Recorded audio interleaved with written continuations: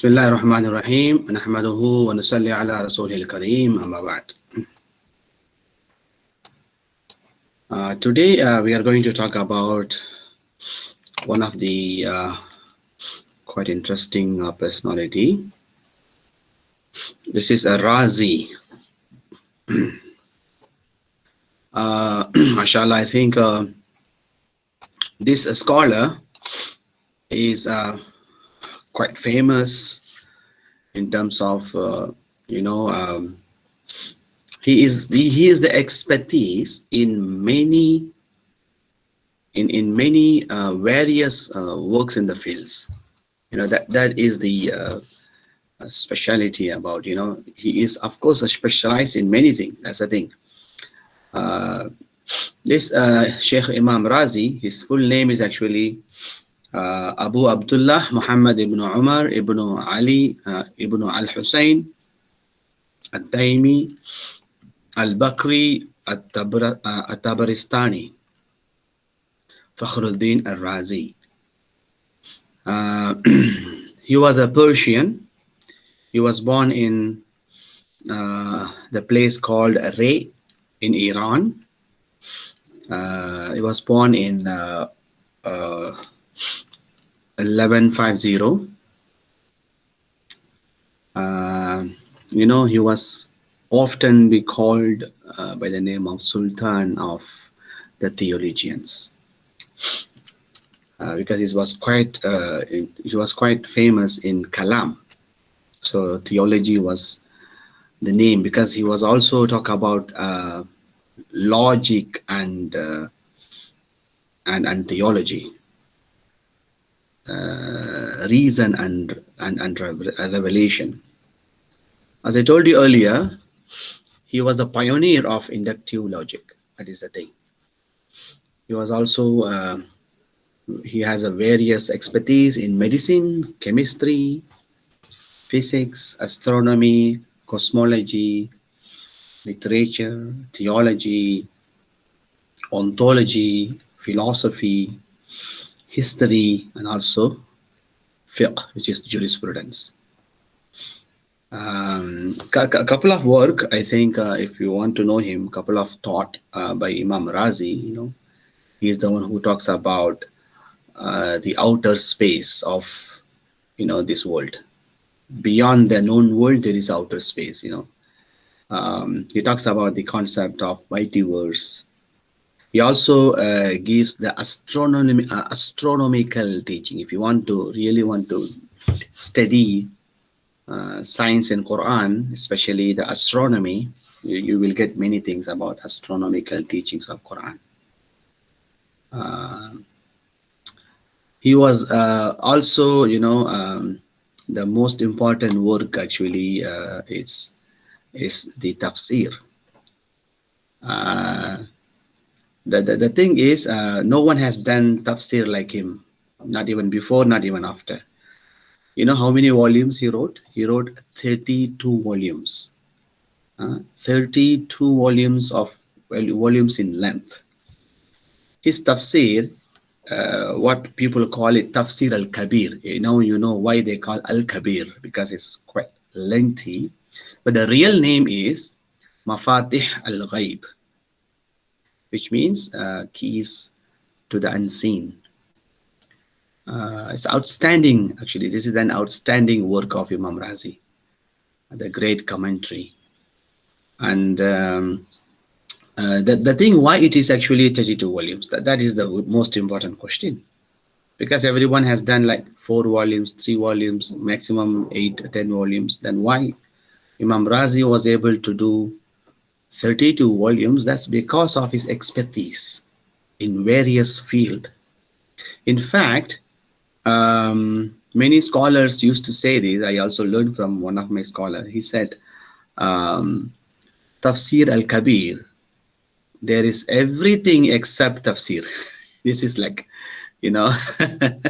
this is not in a way that to make the integrity of the work. It's not to reduce the integrity of it's to increase the integrity of the work. Because usually what you see in the tafsir, what do you see?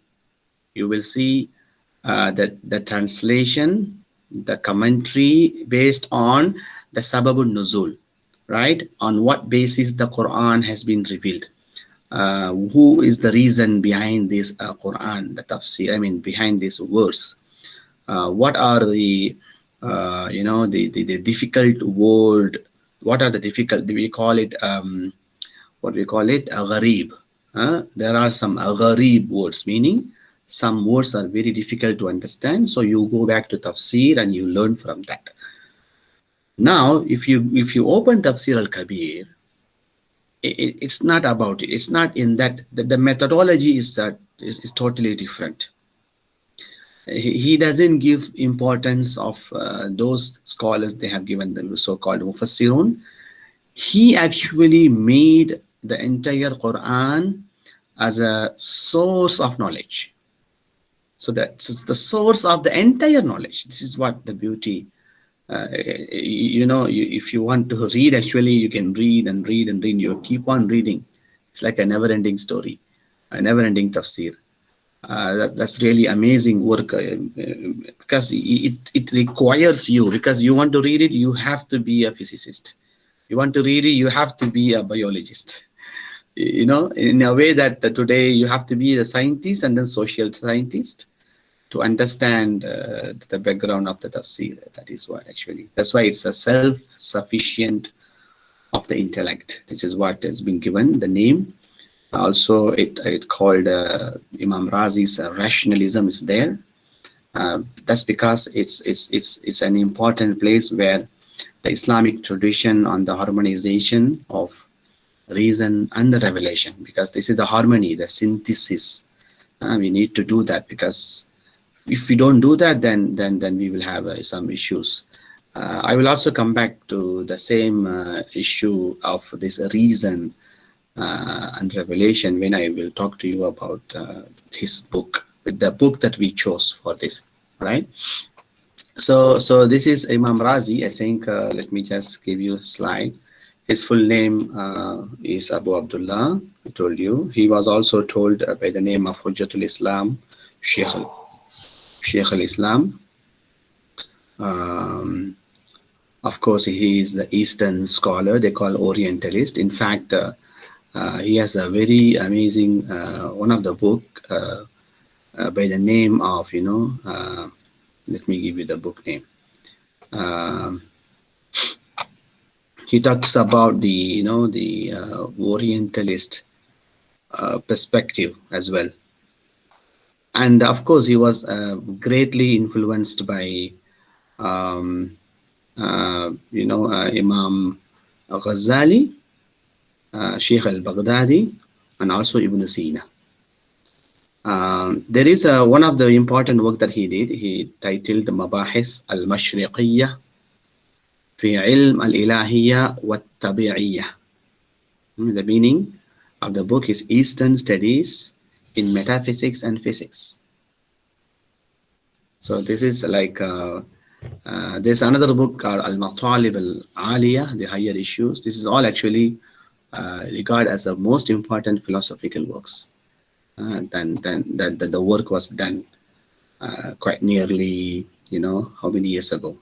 Almost 1,000 years ago, because he was born in 544. And now we are in 1442, right?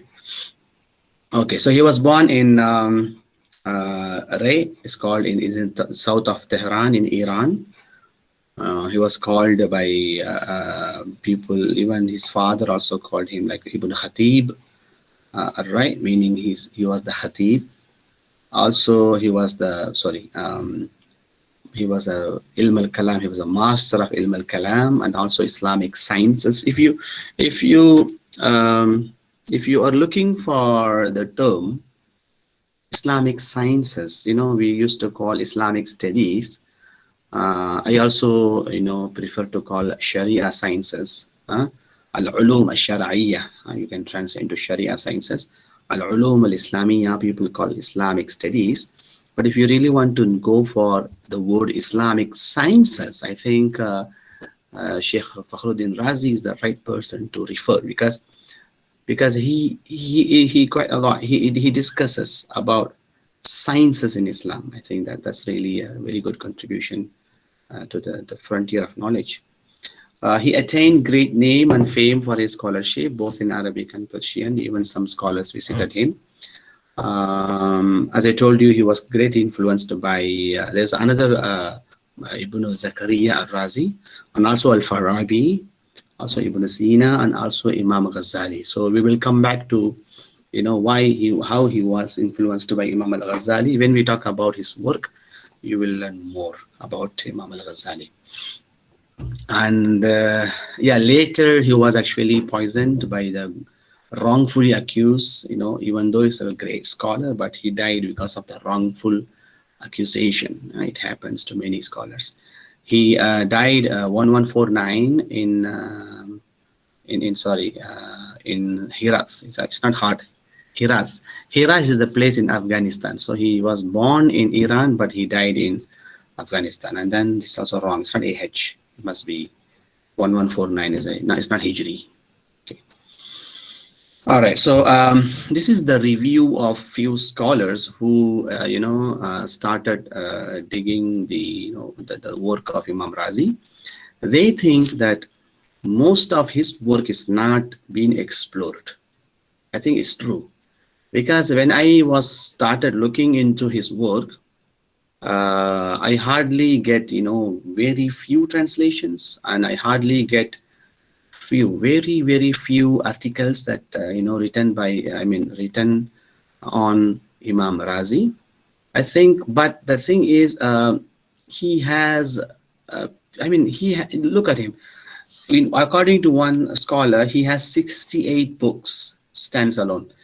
According to another scholar, there are 93 great works, great and small works are available. So according to one, according to Siddiqui, he says that most of the work of Imam Razi need to be explored, and though it is likely to contain some insight which might be interest of economists, but it, like to most of the early Islamic thinkers, his work remain unexplored. This is also Yusufuddin also finds Siddiqui's discussion. He also says that it is true. Yeah, according to Abu Usaybiyah, the number stands at 68 books, while others called, as I told you, the editor of I'tiqad Firaq al-Muslimin al-Mushrikeen mentions about 93 great works. Okay, now we are going to talk about his work related to economic matters. I think the book name is Kitab al-Nafs al-Ruh wa Sharh Quwahuma, right?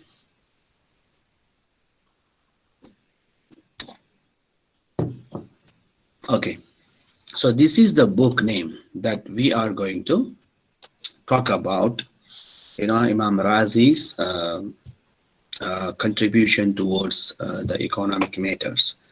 I really find this book quite interesting. Luckily, I got the original book and also the translation as well.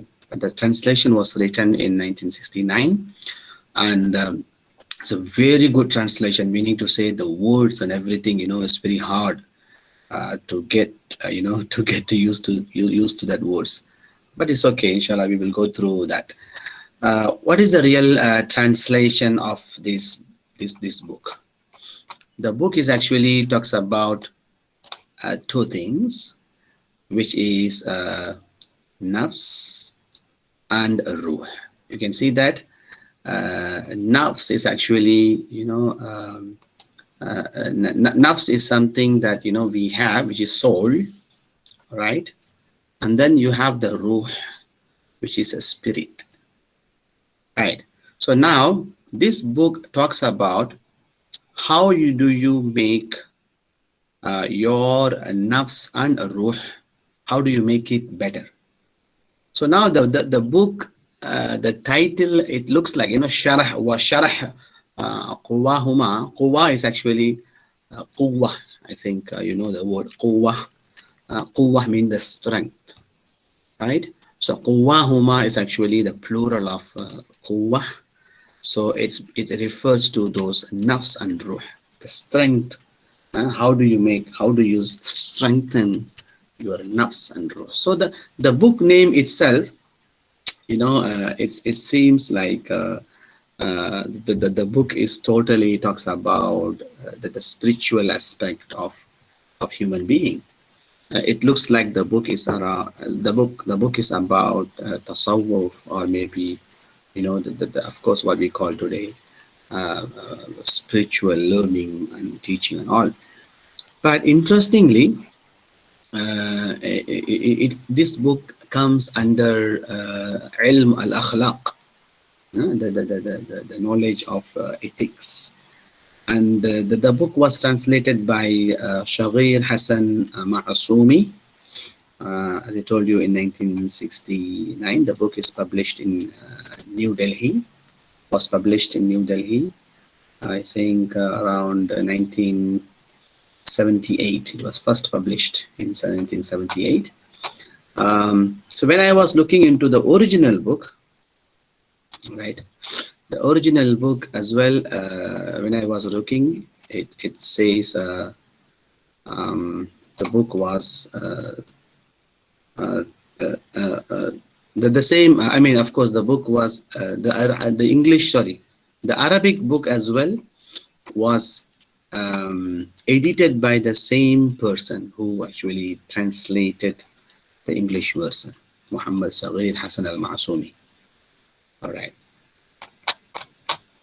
So now I want to see, but this is quite old version of the PDF that I have, which means that it's not that clear to read, but it's okay. Alhamdulillah, I was managed to see the whole book. And when I was going into the table of content, when I saw that, when I was reading the introduction of the book, I came to know that the book is divided into two parts. The first part talks about the universal principles of ethics, which means the fi ilm al-akhlaq, the universal principle of ethics. Then they have around 11 to 12 chapters. Then the second part of our economic matters comes, because the second part of the book talks about the treatment of what concerns to this desire, appetition.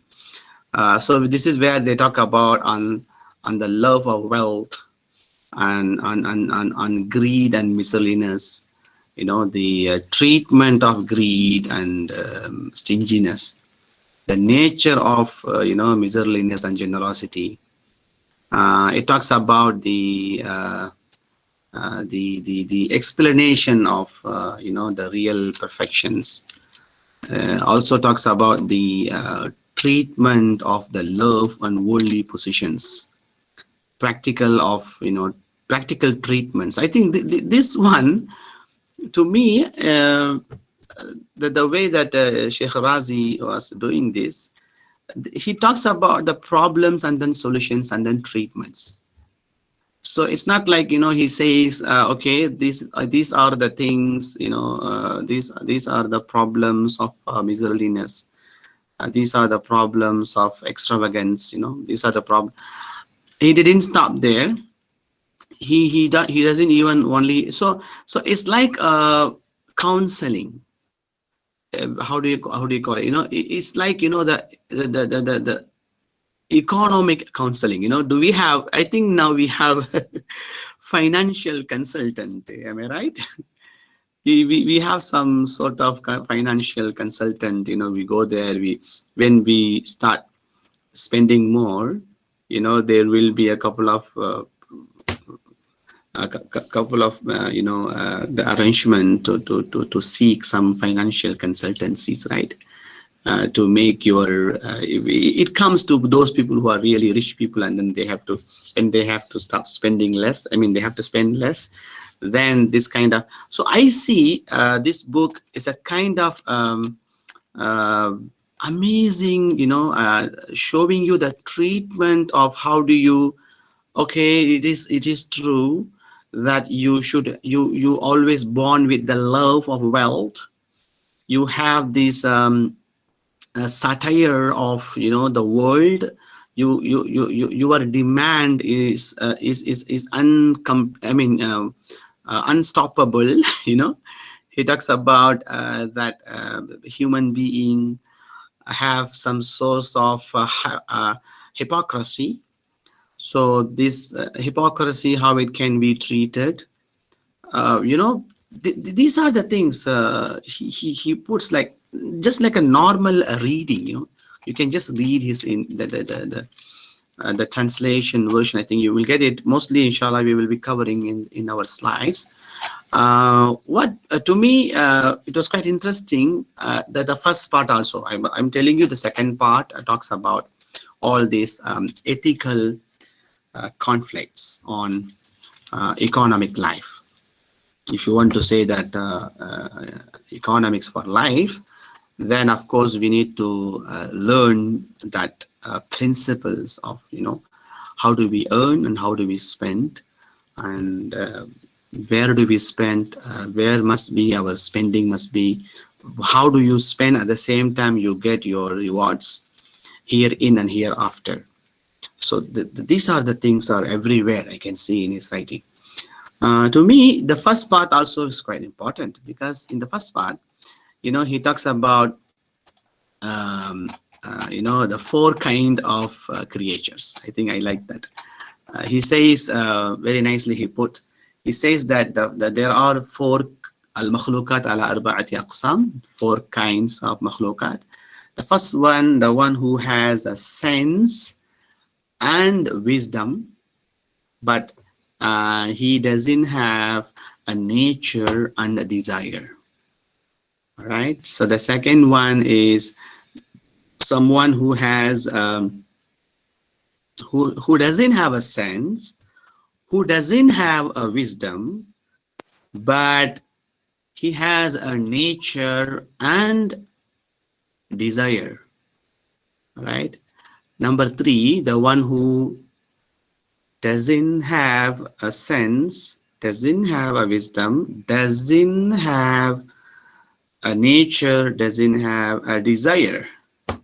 And then the last one, the one who has a sense and also the wisdom and also the nature, also the desire. I think now you will be able to differentiate what I'm saying. The first one is malaika, because malaika, they have wisdom, they have sense, but they don't have the body like us. They don't have the nature, they don't have the desire. All right. So the second one is the entire animals other than human being. The entire animal, they don't have a sense, they don't have wisdom, but they have a nature and desire. Number three is also quite interesting. He says they don't have anything at all, who are actually wahiyal jamadat wan nabat. Those, the things like, the trees and forest and mountains and everything, because those, they don't have a sense and wisdom and nature, and they don't have the desire. And then the last one, he talks about us. He talks about human being, because human being, we are given sense and wisdom, and we also have tabi'ah, which is the nature, and also we have a shahwa, which is the desire. And from there, this is how he starts his book. From there, he talks about the interest, the shauq, which means that why it is not given to malaika. You see, this is all. If you really want to study this, this is all. It talks about the human nature. I think this is what I like about these scholars. Earlier, I also talked to you about Imam al-Ghazali. When I talked to you about Imam al-Ghazali, how his philosophical perspective of economics, right? So the normative one, his teaching on how do you put yourself in this world, and then you can become the balanced one. So this is the next step, from Imam al-Ghazali. So this is the Sheikh al-Razi. He was able to see that point of view.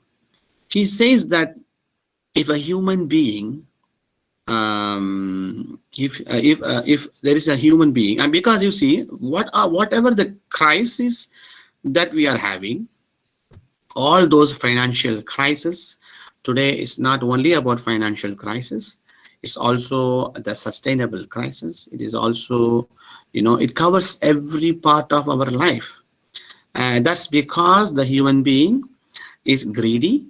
And if he was not given right guidance, if he did not given a proper training, or if he didn't go through the proper practices, then he will be, harming everybody in this world. Don't you see that? This is what actually the reality. Why couple of countries are still poor and becoming poorer? Why couple of countries are small but they are become rich and richer? They are stronger. And why is that small community, small group of community, the people are abusing or using other people's resources?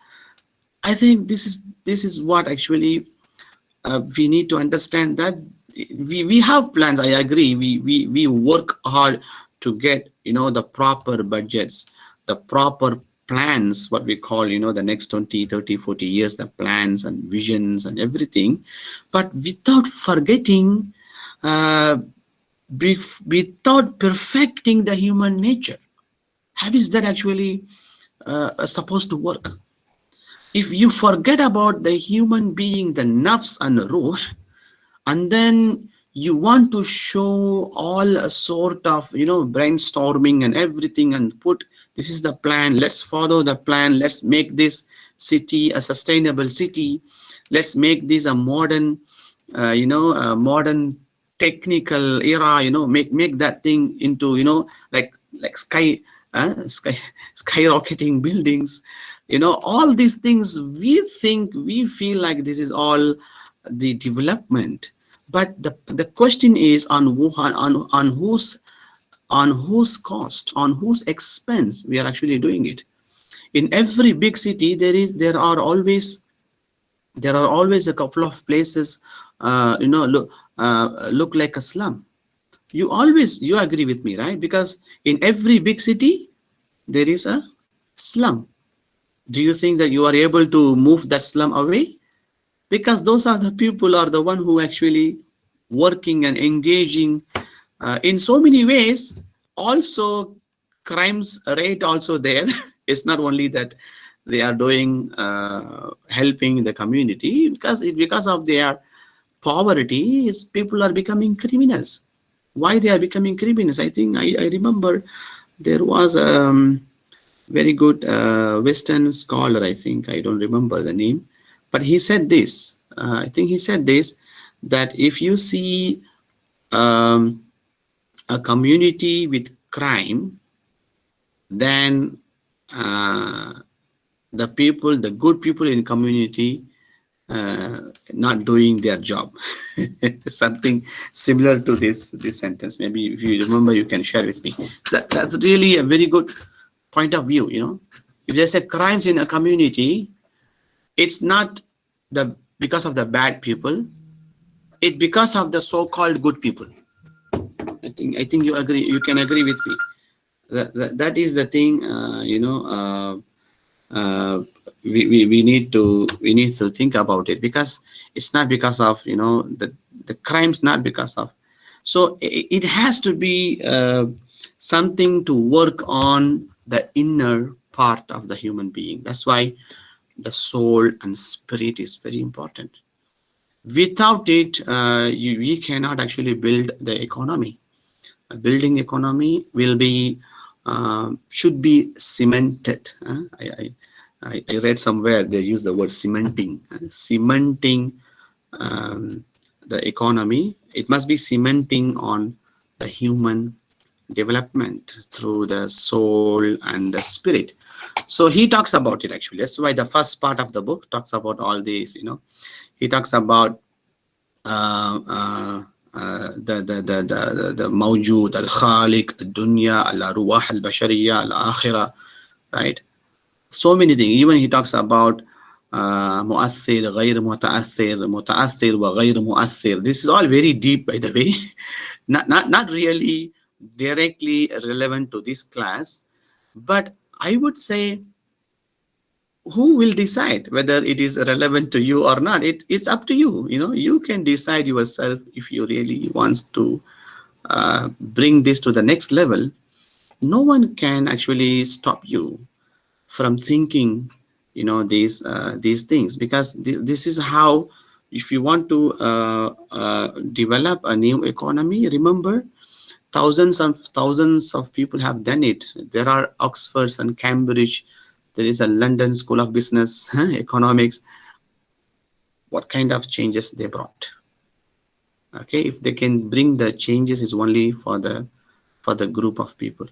It's not for the whole humanity, right? So the whole humanity can be, the whole humanity can get prosperity only through the human development. I think this is what Imam Razi, talks in his work. Okay, so with that note, let me just go into the slides and I will just show you.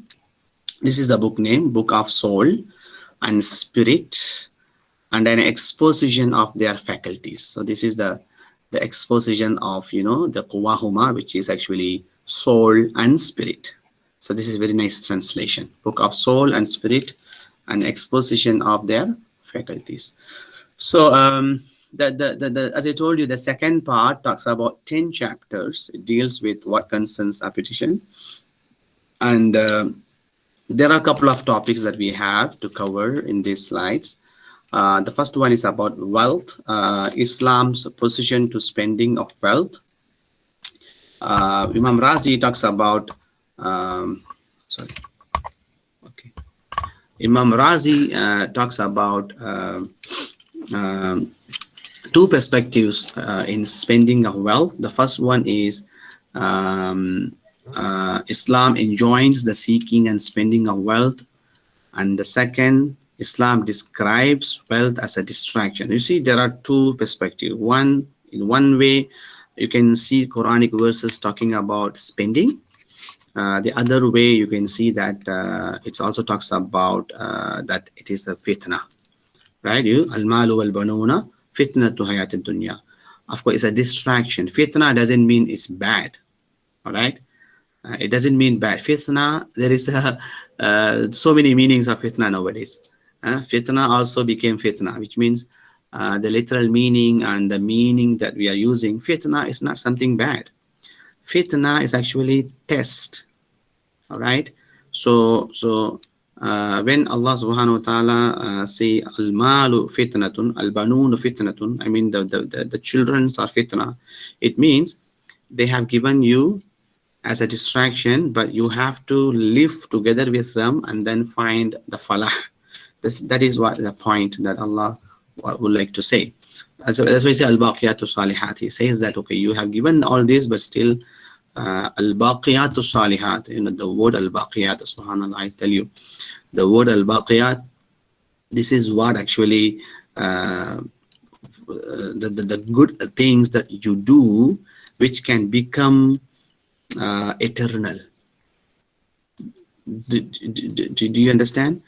The thing that you do which can become eternal. Tell me, I became the software engineer and then I earn 100,000 ringgit per month, and then I spend that money on my house and on my food and everything. Whatever that I do you think that is eternal or temporary?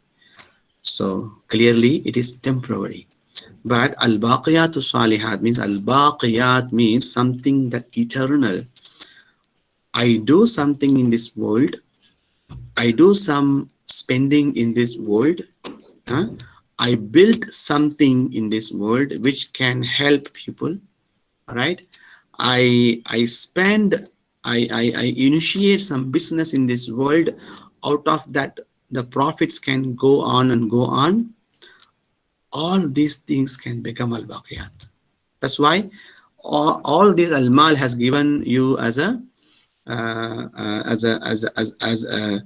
a test. But if you can convert that mal that you are given into baqiyat, so you have given money, you are earning, but can you convert that money into something, into reward? The next thing Allah say al-banun, right? The family, the children. The children Allah has given you. Can you make that children into something reward, the which gives you eternal reward? Now let me remind you what I told you last time. The three things that our Prophet ﷺ said will never stop after you die, right? Sadaqah jariyah, ilm, and then walad salih, right? So now think about it. When Allah says al-malu wal-banun, it comes with your money and also your children. If you actually can brought a children who actually can remember Allah all the time, who actually can be a good pious Muslim, a good Muslim, then whatever that he do, whatever that he do, his rewards also will go to you. And then if that children, once he became adult and then he has children and he actually makes good children, right? He brought a good child, and then the rewards continue. So this is what actually al-baqiyatu salihat. So now Quran talks about two things. One is actually it could be a fitna test. At the same time, it could be a good saving for you. To resolve this, Imam Razi wrote, if wealth is spent in acquisition of sciences and excellent manners, it is praiseworthy. If it is spent for the sensuous pleasures which have been known as condemnable, it is condemnable. Because you see, he thinks, Imam Razi thinks that, whatever that you spend something for your mind pleasure rather than your body pleasure. Let's say, eating and drinking, and these are the things like body pleasures. If you can spend that thing for your mind, that would be better. So here it is, his framework. You can see that spending of wealth for the attainment of spiritual bliss. You can see they are actually spending of wealth for self-benefit. Under the self-benefit, you have food, clothing, dwelling, marriage. Then you have benefit for others. Benefit for others also you have to be careful, because there are specified and unspecified. But you see, there are worldly gains and then hereafter gains. You have to be also careful. Doesn't mean that you are spending for others, doesn't mean that all the time you get reward in hereafter. Maybe someone spend others just to get a good name and good position. Imam Razi talks about worldly positions. Like becoming a politician, becoming a minister, or becoming something so that you can hold the power of the people. These are the things also there. This is, he talks about it. He, in one place he says, gathering the money is different from gathering the worldly positions. Okay, so I was talking to you about worldly gains, because the worldly gains is something that can you have to be very careful with it, because not necessary that you gain wealth only because you want to you want to enjoy everything. Sometimes you may gain wealth for others, it's a possibility. But worldly gains, what I mean, the positions, the worldly, the positions, the whether you want to become the leader or you want to become the politicians, all these things has two sides, because It could be a good, but most of the time it could be also bad, because it could deviate you from the right path. This is what actually Imam Razi's idea. And he talks about how wealth can be a source of misery. Overindulgence or overspending can cause one's wealth to become scarcer, one's remembrance of Allah subhanahu wa ta'ala to decrease, one possibly turn to unlawful earnings to replenish one's depleting wealth. Of course, when the thing when someone overspending, possibly that always wants to get more, because he doesn't like the idea of decreasing, right? That's why he will go to any he will go to any stage, or any sorry, he will go to any place to earn more, so that he can refill his reducing wealth. He can replenish one's depleting wealth. Number 4, wealth is insatiable demand. This is insatiable is actually something that you cannot say enough. That is what actually insatiable demand, and its relationship with one's wants and need. Razi gives two analogy for greed, the love of collecting and obtaining wealth. For miserliness is likened of the love of keeping wealth. So there are two possible effects may rise if this insatiable demand affect the level of quantum of one's needs and wants.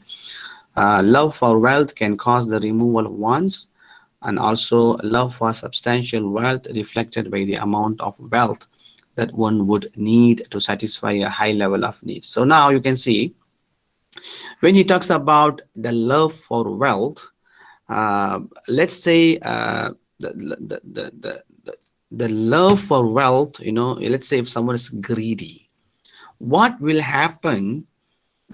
He tried to explore the idea, even in future what's going to happen. What will happen, that one side people will get people get what they want because of the greedy, but the other side people are losing what they are supposed to get.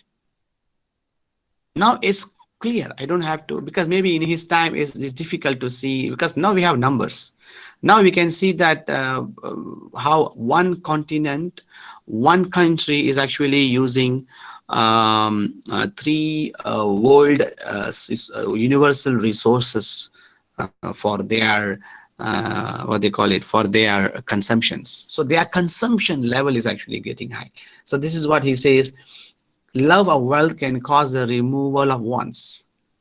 Love for substantial wealth reflected by the amount of wealth that one would need to satisfy a high level of needs can be decreased by decreasing. So the solution to it, you need to find a way how you can actually decrease somebody's wants. If you can decrease somebody's wants, then actually it is good. Actually you are doing the good thing, so that somebody else will get the need. So now try to understand the difference between wants and needs. My daughter can come and say, father, I want that thing to be in my room. So I will be asking the question. If I'm the rightful father, I will ask, I agree, my daughter, you want this and you want that, but is there that the thing that you need? Is that you need? So you said you want, can you convince me that you need this? So I want to teach my daughter, if she can convince me that she need it, then of course I have to buy for her. But she just wants to have it just for fun.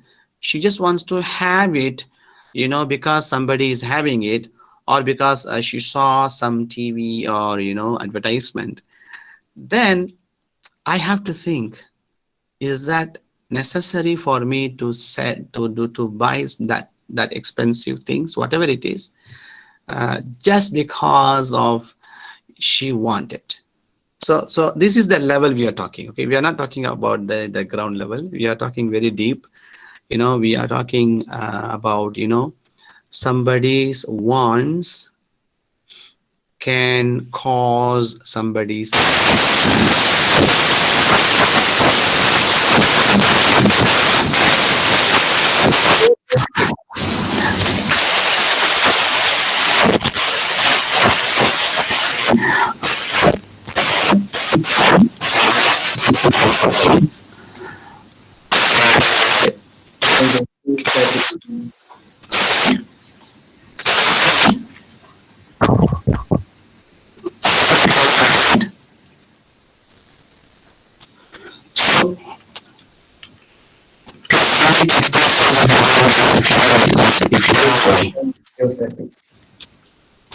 okay.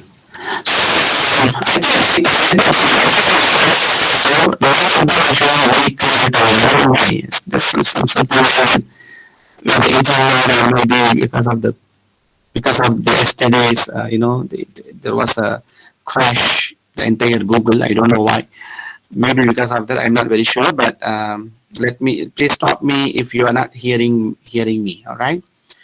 So as I was saying, when it comes to wants and needs, I think there's a lot of differences, right? So we can clearly see now if you see any of your siblings wanted this, wanted that, and we became the consumer.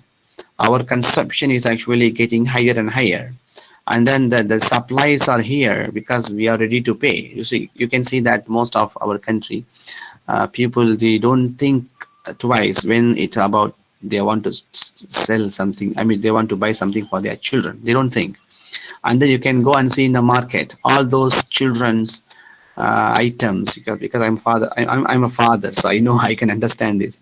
You can see in those supermarkets that so many things are there, and the price is super expensive. So that's because the mothers, they don't. I really I really appreciate, the most of the mothers are mashallah working. That's really good. But at the same time, where they are spending, the question is where they are spending. They are spending sometimes unnecessarily, and then the children will never know the value of those things, because the children will think, okay, if I lose this today, tomorrow I will get another one, right? Because it's all about wants, not the needs. I hope you understand the point, yeah? So this is what actually he talks about. And then he says also the theoretical exposition on parsimony. Parsimony is a kind of keeping everything. Don't, it's like a stinginess, yeah, or hoarding and overindulgence in ostentatious ones. Ostentatious is actually something that you do for others. I mean, you show yourself that you want to show. It's like the wedding, for example. Sometimes you will see that these are the wedding parties, the birthday parties. I'm not saying I'm not totally against of it, but what I'm saying, there's a limit for it. You know, because this is the place where we don't mind even we go for loan.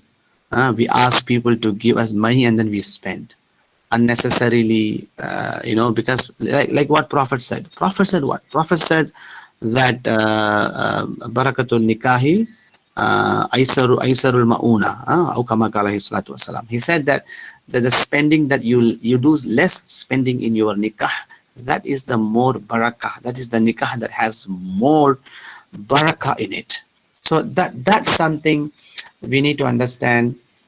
This ostentatious ones is all actually something that we need to think about. So Imam Razi talks about to decrease this hoarding. If someone actually, what I mean by that, he talks about both sides.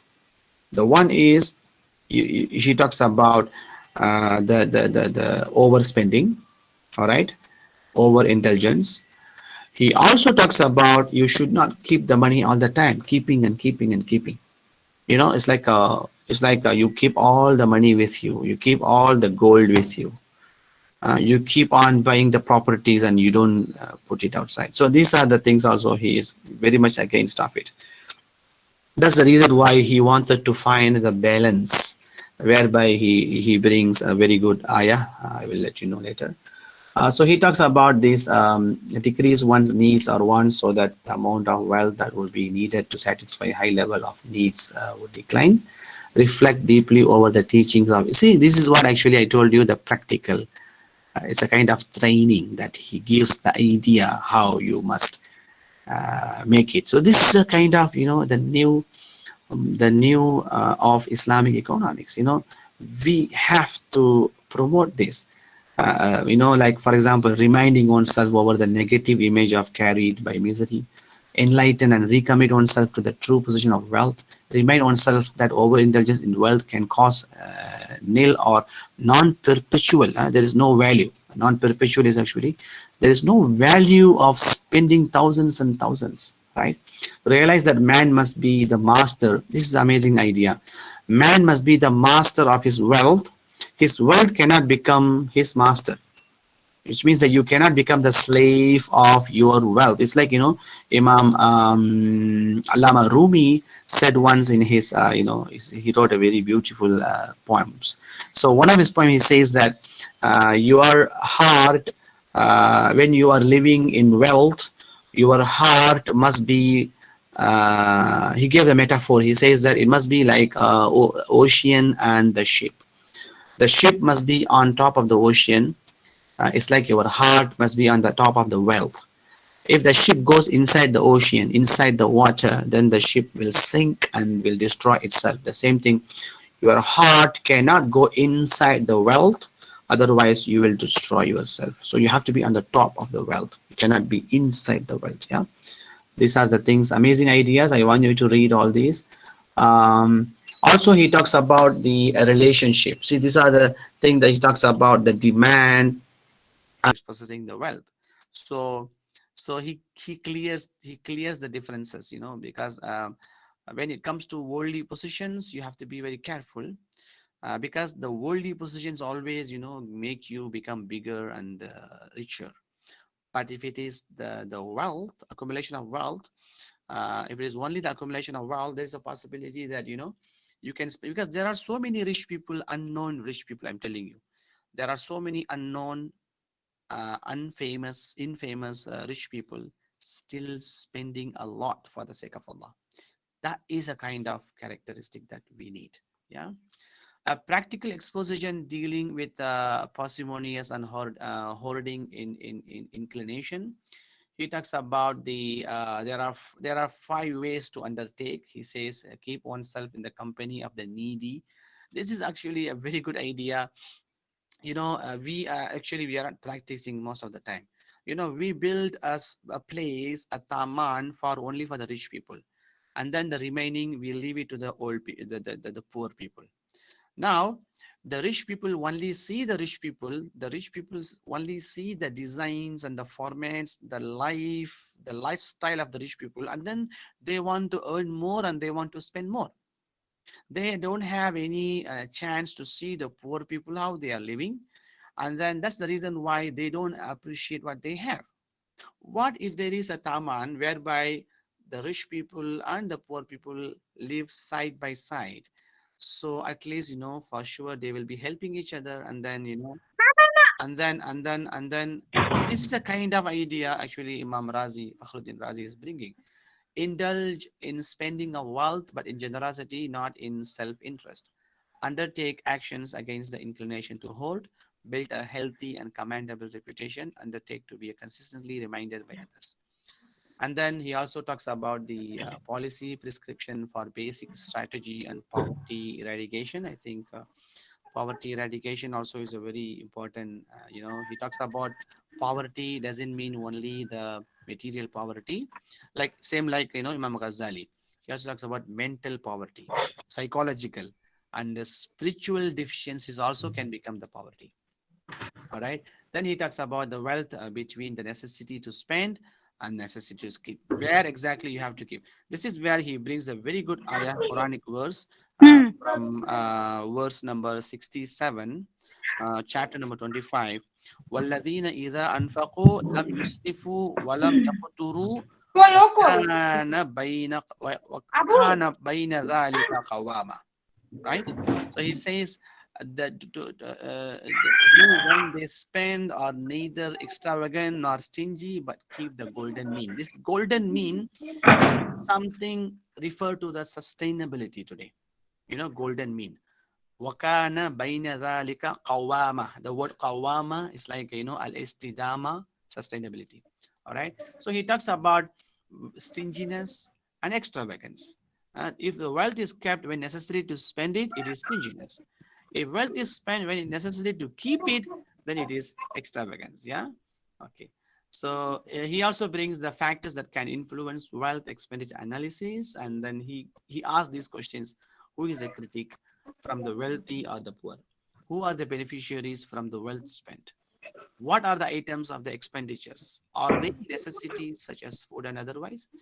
During which time period was the wealth spent in? So these are the questions. Also, there are some analysis can be done through these questions. And he talks about he talks about the needs. What is the types of needs? There's only two types of the needs. One is the world need, the other one is the akhirah need. So corporeal, the corporeal is actually your body, your body need, and then your nafs, your spirit, your ruh needs. So there is a nafs and ruh, right? So he talks about the first one is the corporeal, to fix quantities of food, drink, clothing, and dwelling. If man is denied of these needs, man's survival and livelihood can be fatally jeopardized. Yes, I agree. At the same time, for the spiritual need also, the effort in searching will need more and better food, drink, clothing, and yes, what he is trying to say, you know, for the spiritual need, still you have to be healthy, you have to be in a very good place where actually you can have your spiritual need and you can fulfill your spiritual need.